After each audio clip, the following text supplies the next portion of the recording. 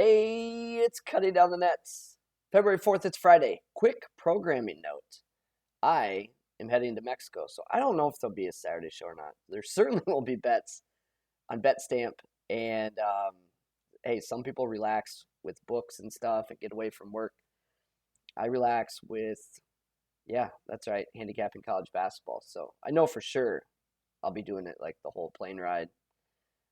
Just not sure if I'm not going to prioritize making a video, so we'll just kind of see what happens. So could take a day or two off. Let's play it by ear.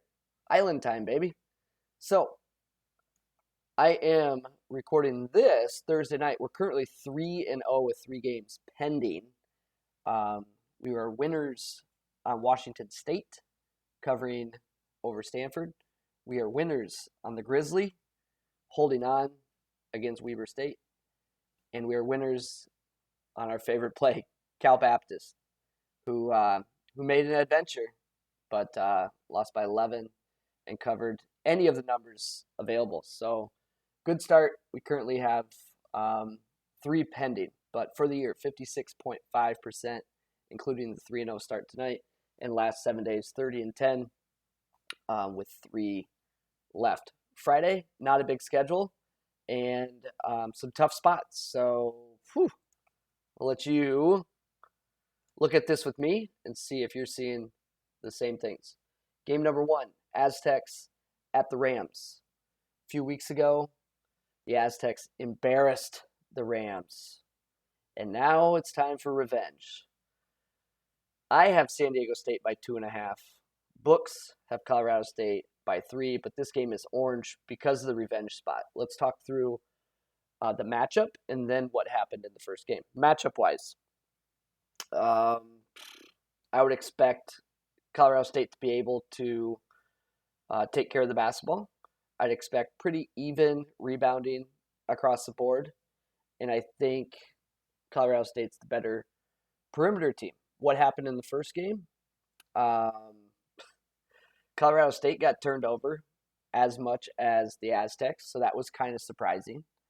Not that the Aztecs can't turn you over, but Colorado State's really careful with the ball, so that was surprising to see them cough it up as much as they did, and that really led to the game. And then on the boards, Aztecs doubled them up on offensive rebounds, doubled them up on defensive rebounds, and ultimately made shots. So what I'm expecting for this game, less turnovers for Colorado State at home, less offensive rebound opportunities for San Diego State, and a better perimeter game out of the Rams.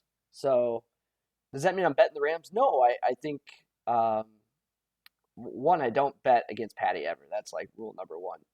But I do think there's enough there and a little bit of revenge for the human element to just avoid that game.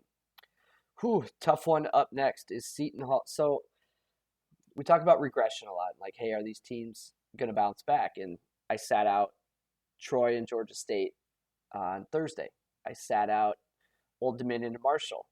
And you can fear regression. I think it's good to highlight that it could be coming, and you don't want to be on the wrong side of it when it hits. But, man, I feel like I'm sitting out a lot of winners waiting for the shoe to drop, and it's just not dropping. I mean, just ask St. Bonaventure backers. Ask Northeastern backers. I don't know. Sometimes it's just not there. So Creighton, 54th in shot quality. Seton Hall, 17th in shot quality. A full 2 possessions here. And Seton Hall on the year has 1 game above a 115 adjusted O. They have a turnover edge and an offensive rebound edge in this game. Creighton will win games even when they turn the ball over 20 times. So they get it done in spite of their turnovers. It's not like they need to limit them to be successful. They'd obviously be way more successful if they could limit turnovers, but that hasn't ruined their game plans, so to speak. Should be a little faster pace here, and I think Creighton won't. I think they'll like that. They've played some slogs lately, like the Butler game, and the UConn game wasn't exactly back and forth. So I like Creighton getting 6 here. I have Creighton as a short favorite, but I think it's well documented that Seton Hall has not played well for quite some time. And when you have a model that weights recent play, it's going to look like this. Next up, Princeton and Cornell in the Ivy. I have Cornell by 4.5 or 5. Books have Princeton favored. There's likely 53 pointers in this game. And if you'd like to look at the first box score, there was exactly 53 pointers in this game. So based on the 3-point rates, this is going to be all down to the perimeter. Turnovers are even. Rebounds are even. The reason that Paddy's highlighting Cornell as a play here is just that they've been less leaky defensively the last 5 games. So it's an orange. It's a high variance game. Do what you want with it. If you want some action, go for it. I'll likely sit it out. Toledo at Ball State. So Toledo on the road. Toledo's just hotter than the sun and been playing real efficient ball lately. 112 in shot quality, Ball State 185. I think when you look at the 4 factors, I highlight turnovers, and I highlight rebounds, and I highlight free throw rate a lot. Let's just talk shooting, effective field goal. I think buckets come easy for Toledo here, and that's the most important of the 4 factors. But it's a lot of points. You're on the road, dog days of February type stuff, and other matchups are neutral. So I think it's fair, and Toledo's played so well, that's why they're shown as a play, but I'll leave that game in orange for now. Fairfield and Monmouth. Fairfield 233rd shot quality, Monmouth 181 in shot quality. Fairfield has righted the ship in the last, 8 games or so, but mainly with hot 3-point shooting. So there's a little concern there. But Monmouth is just very average. 6.5. That's really what it comes down to for me. So I think these teams are close enough that I'll take 2 possessions in the hook. Nevada and Fresno State. Fresno State, good defensively, typically play slow, so this is a pace-up game for them. But this is a lot of points, and I think Nevada is a decent buy-low candidate, so I'm not really interested in Fresno State covering 9 over anybody. I mean, even if it was Fresno State against, New Mexico, I'd have some pause. It's just a lot of points. It's a big ask, and I think Nevada's a little undervalued, but they've earned it. They certainly haven't played well or shot the ball well. A couple more orange games. Miami of Ohio at Akron.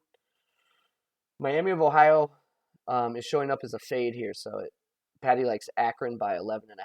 The line is 7, and the reason being is Miami of Ohio has had a 119 or higher adjusted defensive efficiency in the last 5 games, and if you're going to do that, then Paddy's going to highlight playing against you is basically how that goes.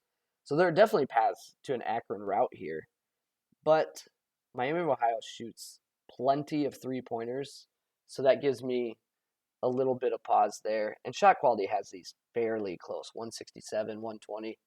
So I think it's playable. I don't like to play favorites in general, so just being careful there on that game. Western Carolina, VMI. This is the number 1 and the number 3 team in the country in 3-point rate. Both north of, I think, 53%. So all the field goals they shoot, more than 50% are going to be 3-pointers in this game. That results in a high variance outcome. Obviously, the edge to VMI, they're more likely to make more, but it's a game where everything's going to be a 3. So kind of like a live betting paradise, if you ask me. But last game, yellow. Oh no, he's back with his Fort Wayne bullshit. Oh God. All right, here's the deal. Let me make a case for Fort Wayne, and if it doesn't work, this will be the last time I tout Fort Wayne. Here's why the data likes Fort Wayne. They're not, okay, they're bad, but they're not awful. And they can make shots. Problem is they turn it over a lot, and they don't rebound. So no offensive rebounds, and sometimes they don't get the shots. But if they take the shots, they're decent. Enter Milwaukee, who does not force turnovers and does not defensive rebound themselves. So feeling like there's some matchup pluses here for a team that the data likes anyway.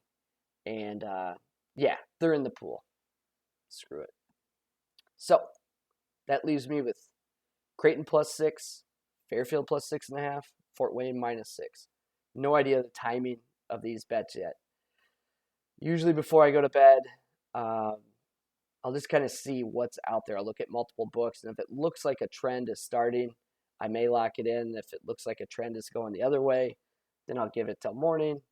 You just do the best you can, and you can't be perfect, but it seems like we've been running really good with the timing of bets. I have personally, and achieving lots of closing line values. So I'm not going to switch things up now. So that is your Friday. Will there be a Saturday show? I don't know. If there is, could be from the beach. We'll see what happens. This is Cutting Down the Nets. Let's stay hot.